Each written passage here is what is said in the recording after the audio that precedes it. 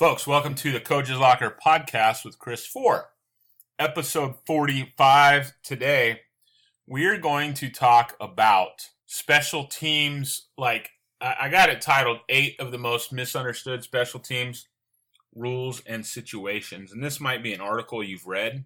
I've had it posted on my website for a few years here. I'll link to it in the show notes as well for you. But in 2015, the CEO of Glazier, Chris Coughlin, I've gotten to know him over the years. Glazier Clinics, really good dude. I've spoken at a bunch of Glaziers the last, 4 or 5 years. And Chris asked me to write an article, do some research, write an article on, misunderstood special teams rules and situations. So he and I both have a passion for coaching special teams. Coach Coughlin coaches at a school out there in Colorado, a private school.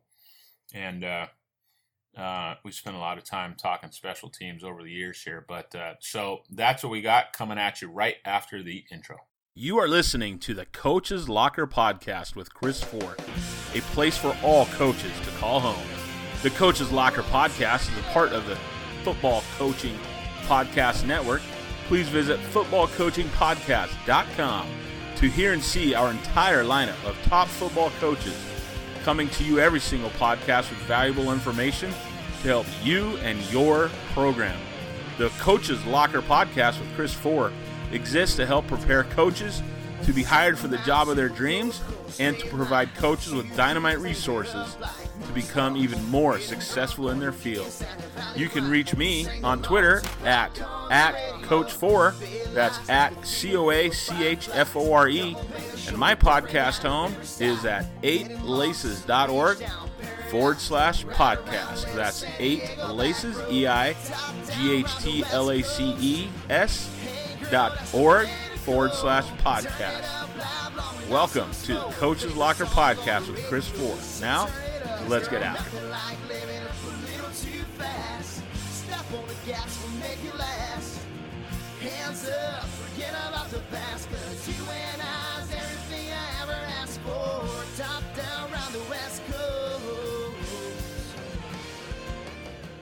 So sometimes I've had quite a few people ask me, why do you like special teams so much?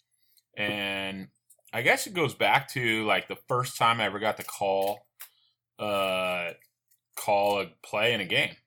And that was 1995, a long time ago. I was coaching the JV team at my alma mater, Fallbrook High School down in San Diego. And I was the JV special teams coordinator. So I graduated from high school in 94, started actually coaching that fall, started coaching my senior year of high school due to a car accident that shut my career down. But so I coached in 93. Fall of 94, I was gone. I was at Shasta Junior College, working on junior college, and a buddy of mine got recruited to play baseball up there. So I wanted to get out of town, get out of Dodge. And so 3 of us went up there to Redding, Shasta College, and a beautiful, beautiful place in Northern California. But we would go to football games every Friday night, just, as freshmen in college. I don't know if that's dorky or what, but we're at a junior college, and it was a lot of fun.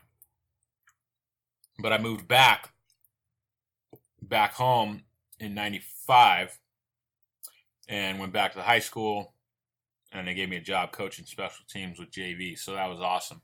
And I think just that thrill of, coordinating and being ultimately responsible for something. I guess I was 19 years old, man. I was so stinking young. But that's how I got into it. And then I went away, got my 4-year degree, didn't coach at all. And then 2001, started coaching again. I got my 4-year degree, and then I started work. And then I didn't coach. And then 2001, took a coaching job down at Linfield Christian Temecula. And I was like, man, I love special teams, coach. Let me know if you need help there. So he put me in charge of a few of them. And then the next year, special teams coordinator. So coordinated special teams for a long, long time. Last time doing that was 2017 at the junior college level. Head football coach there at Victor Valley College reached out to me. The college is probably a quarter of a mile from my house. Very, very short drive. And I was coaching in a local high school. And he called one day and just said, "Hey, I'd love to talk to you about special teams." So went over there just thinking, I was doing a little consulting work or, just talking to him about special teams. And then after about 3 hours of it, he's like, "I want you to come over here and coach for me. Be my special teams coordinator." I thought, man, it's too good to pass up. So I'd always been interested in coaching at the JC level. I'd applied to JC coaching jobs back, 7, 8, 9 years ago, before I knew too much about actually applying to jobs, and really had no contacts at that JC level at the time. But thought, man, that's too good of an offer to pass up, So right here next to my house, literally, I don't know, probably a 5-minute walk, from my house to the coaching offices. And stepped down from the high school ranks for the first time. I'd coached high school football forever, 17 years. That's a long time, for some of us, and some of it's, you rookie, coach for 40 myself. I guess if you coach for 40 years, you probably weren't listening to a podcast. Maybe I'm wrong. But anyway, coached JC special teams in 2017. Phenomenal. I had to become such a better coach at that level. I do encourage all of you, if you have the opportunity at some point in your life to make that move to JC, to try it, or collegiately, higher level, because it became a lot more demanding just on, my coaching, exactly where I would have to tell kids to go to an exact yard line, the exact foot to use, you know what I mean, on angles and stuff, instead of, it was awesome. It was a very good time. Little mistakes at the college level like that are just magnified times 30 when you make a mistake at that level, just because of the athleticism. Especially here, man, JC football in SoCal is no joke. So, and then I went to, last year, 2018, took a job as a assistant principal. So I have not coached the last 2 seasons here, and I miss it. A lot of people ask. I miss it, but I love my job as an administrator. Love my job as an as an assistant principal. I oversee athletics, ASB, and discipline, and so I still get my hands. We have an athletic director, but I still get my hands dirty with the athletic world, and that's awesome too. But I do miss coaching. I think one of the things I miss the most about coaching, to be honest with you, is the weekend work.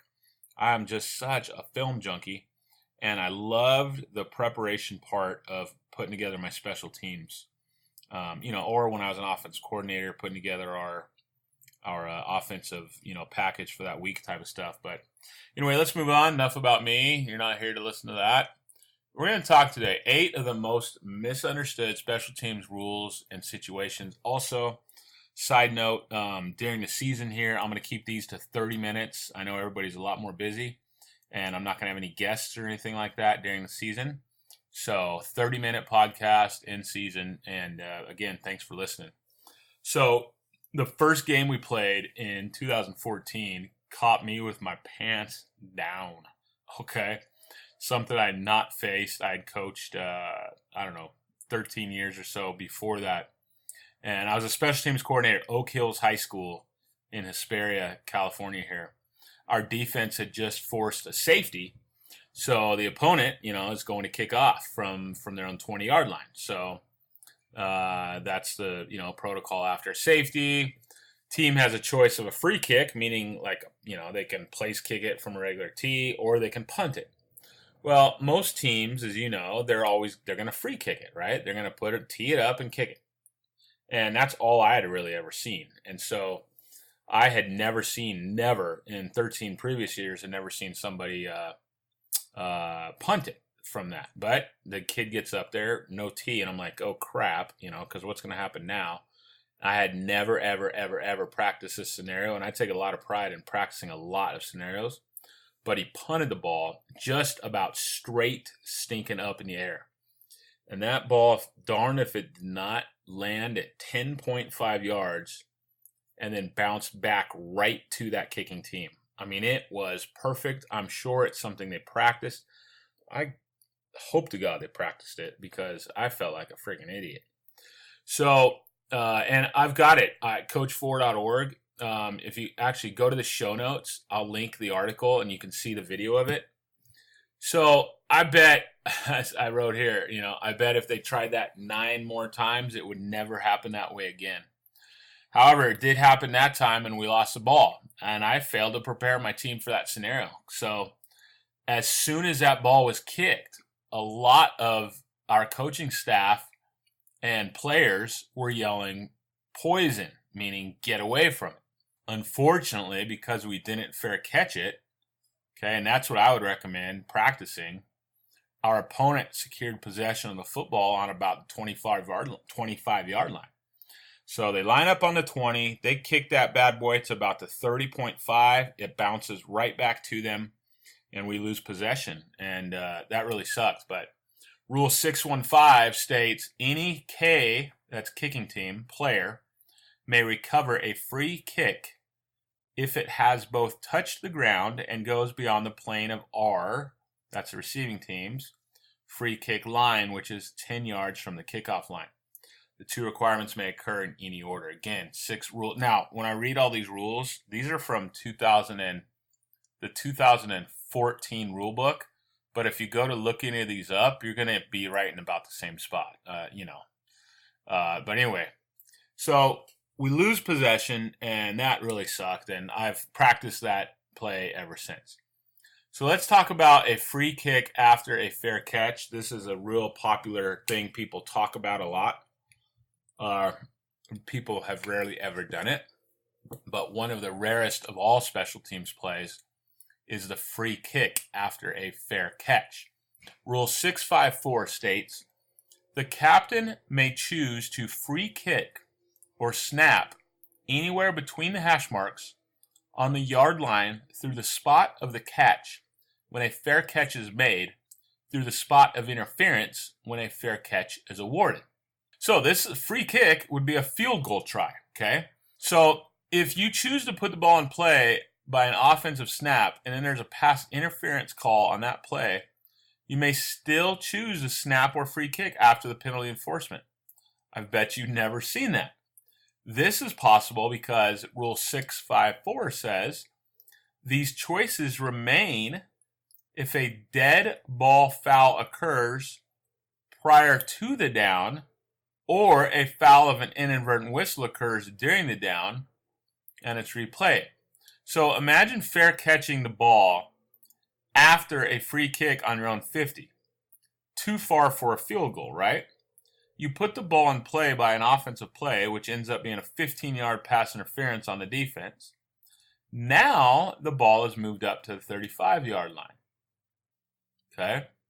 And you can choose to attempt a field goal. That's just about as wild of a rule that you'll see applied to special teams. To take this free kick after a fair catch a step further, this will probably surprise you here. If you elect a free kick field goal try after a fair catch, the defense, must line up 10 yards from the ball. 611 states, for any free kick, a free kick line corresponding to a scrimmage line is established for each team. These lines are always 10 yards apart.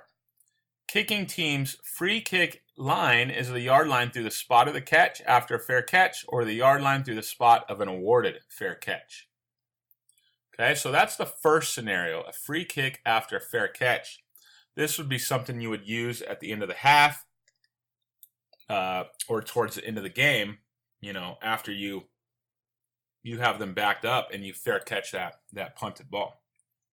All right, how about this? A punted ball. Now, this is my favorite one. And there's a coach this week here in SoCal who called me the other day because he had seen me Twitter about this over the years. And it's one of my favorite rules. I've known this one for about 10 years. And it's one of my favorite rules. Let's talk about it. A punted ball is touched by the punting team first. Okay, so in your mind, think about this. This is called the rule of first touching. A punted ball is touched by the punting team first Is the return team allowed to pick it up and run with it? That's the question here on this second scenario of the 8 most misunderstood rules. This is very rare also. The kicking team, okay, the punting team, they kick the ball, and you know how it goes. It's kicked, and it's rolling. It's slowing down. And then, sure enough, somebody comes up and touches it, right? The kicking team, the punting team touches it. And then they think it's dead, and they walk away, or the official hasn't actually blown the whistle yet, right? Rule 625 states, if any kicking player touches a scrimmage kick first, that means a punt, and before the ball has come to rest, I would add my own verbiage here too, or it's blown dead, the receiving team may take the ball at the spot of first touching, or any spot if there's more than one spot of first touching, or they may choose to have the ball put in play as determined by the action which follows first touching. That means you picking it up and running with it. The right of the returning team to take the ball at the spot of the first touching by the kicking team, is canceled if R touches the kick. That means the receiving team touches the kick and thereafter during the down commits a foul, or if the penalty has been accepted for any foul committed during the down. Let's talk about this. The scenario might be the punted ball lands on the ground, takes a hard bounce off of a kicking team coverage man. Okay, that would be first touching. Your punt returner then picks it up before it's come to rest. That returner can run the football back. It is not dead upon first touching. It's got to be blown dead by the officials. The ball is live. Since it says the receiving team can put the ball in play as determined by the action which follows first touching, this means you can choose to take the results that your returner got or take the ball at the spot of the first touching. Notice now it's canceled. That choice is canceled if there's a penalty committed. This is a great rule to know and to teach your kids because there is no harm.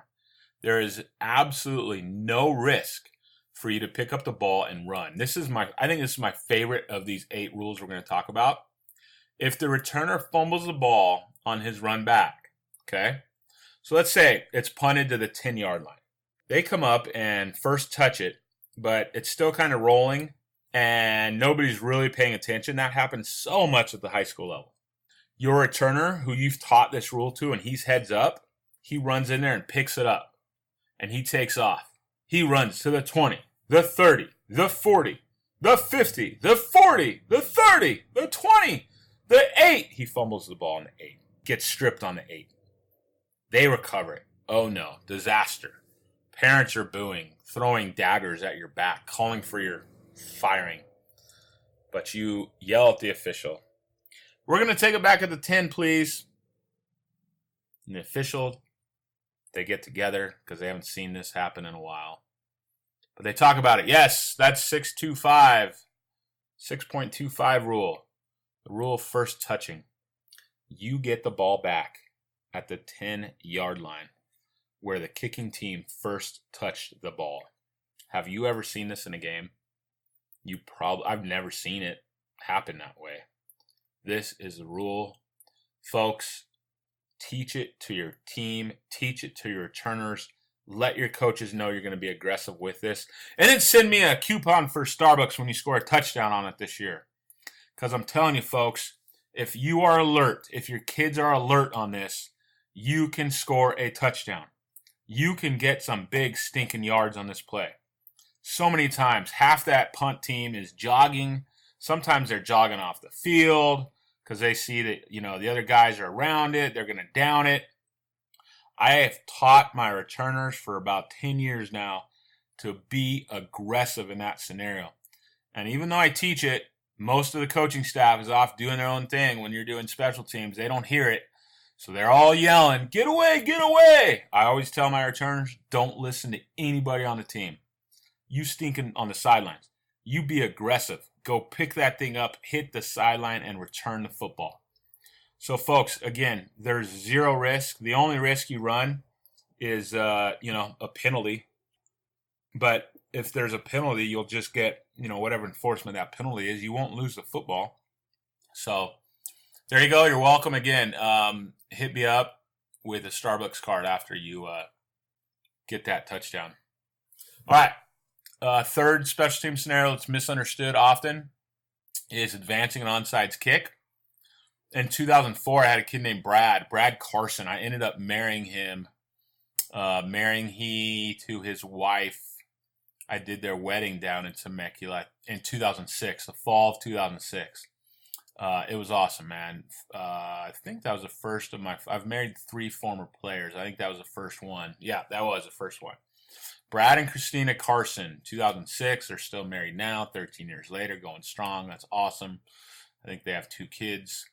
But he was a outside linebacker for us and a real aggressive kid and pretty good hands, okay hands. We knew our opponent onside kicked the ball a lot.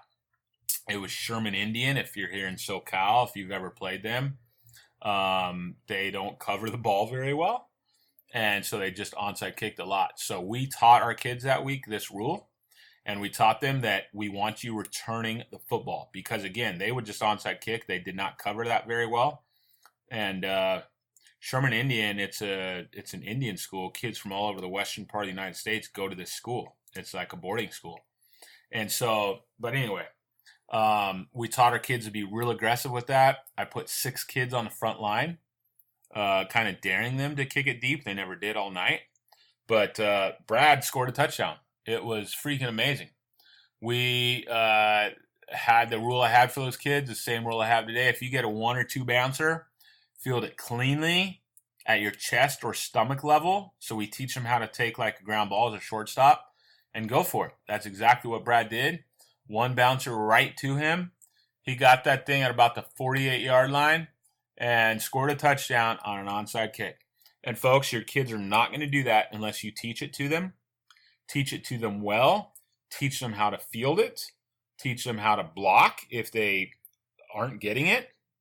Our coaching point to all that was if you see it's an onside kick, maybe it's on the other side of the field, just go knock somebody over on the other team aggressively, okay? Because we just want guys on the ground. So those are our first 3 of the 8 most misunderstood rules, okay? All right, next one. We got 5 more. Can the kicking team recover and advance a failed punt or field goal attempt? This question gets asked a lot. Can the kicking team recover and advance a failed punt or field goal attempt? This, again, is one of those things you've got to teach. Think about this scenario. The punt's blocked, and now the ball is squirming around behind the line of scrimmage. That's what's key here.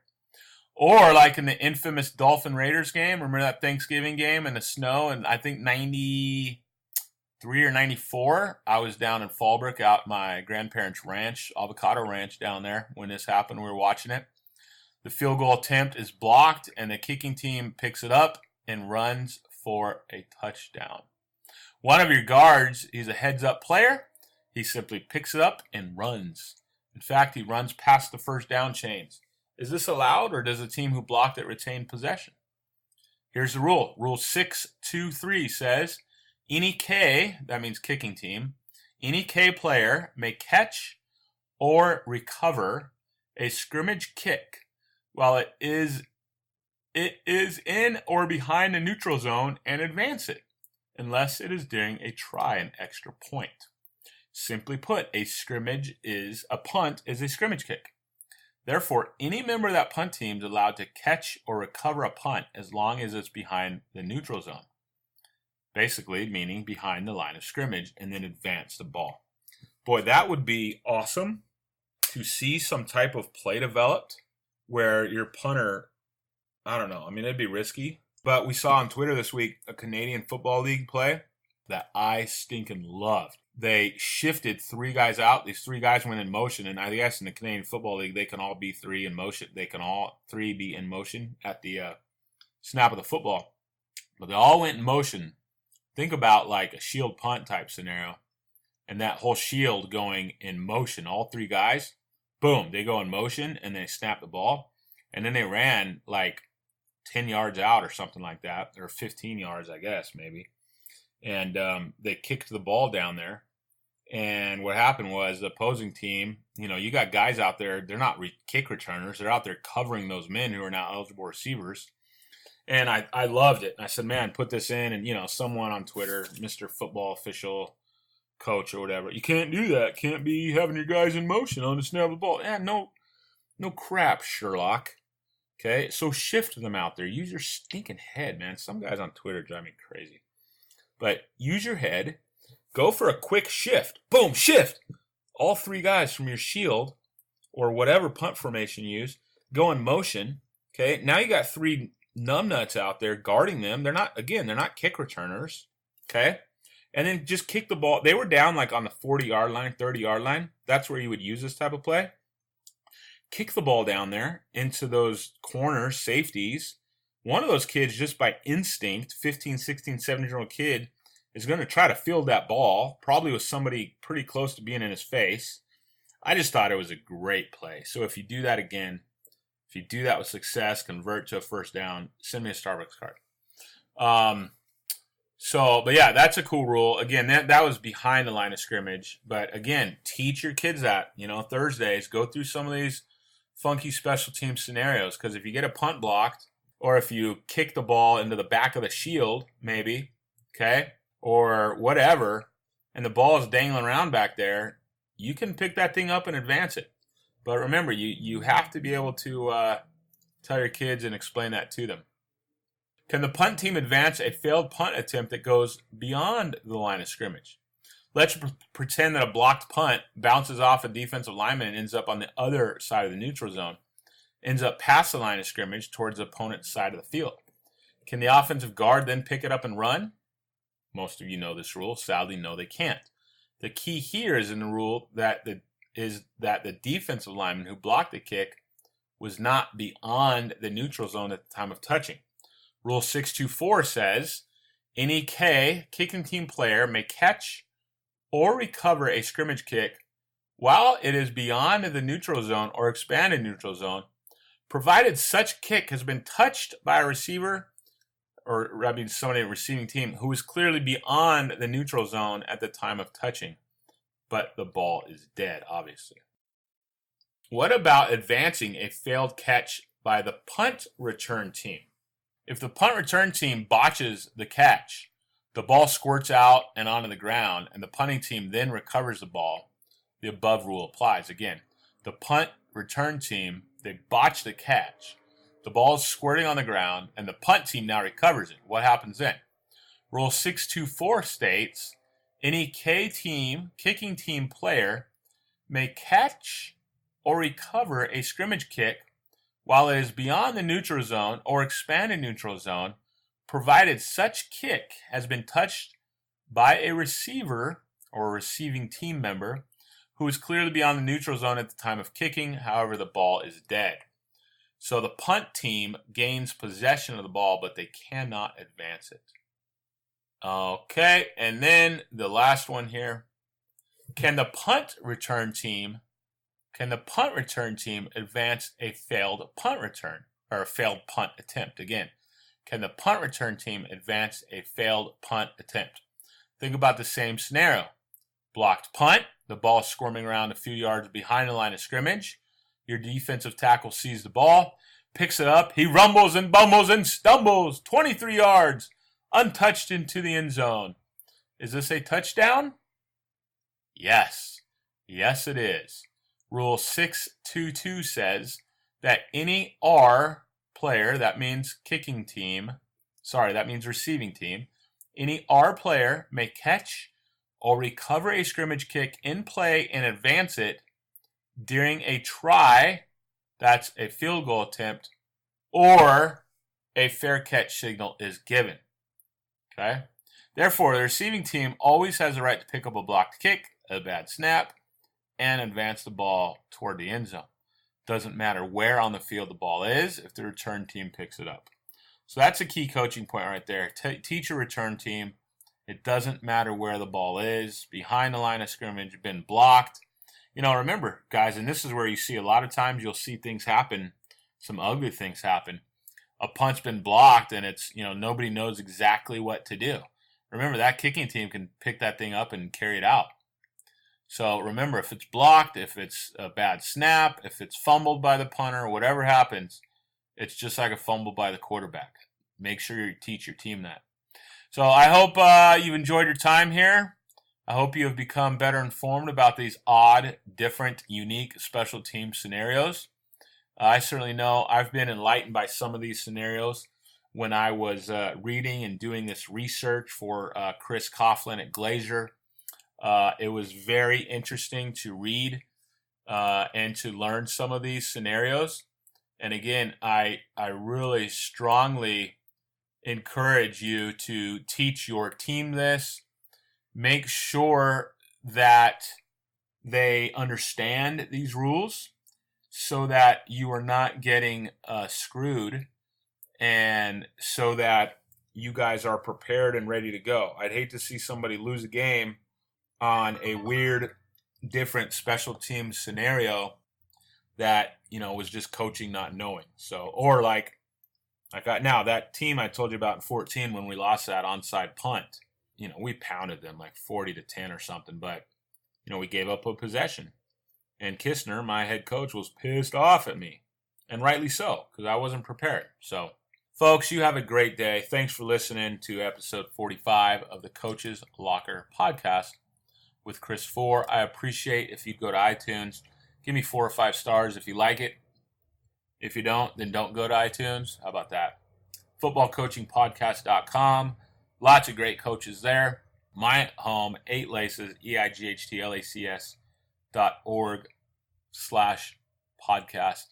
We'll see you next time.